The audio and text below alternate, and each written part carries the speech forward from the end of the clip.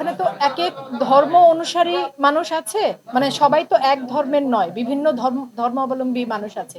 কিন্তু কোন ধর্ম অনুসারেই ওদের সৎকার যেটাকে আমরা বলি, বা শেষ বিদায়, মৃত্যুর পরে শেষ বিদায়, সেটা না আমাদের যে যে ধর্মই আমরা পালন করি না কেন, সেই ধর্ম অনুযায়ী খুব বেশি মানে ঠিক মতো হয় না কোনো মতে একটা বিদায়। মানে আমার মনে হয়েছিল যে মানুষগুলো পৃথিবীতেও কিছু পেল না, যাবার সময় শেষ সম্মানটুকুও তাদেরকে আমরা দিতে পারি না।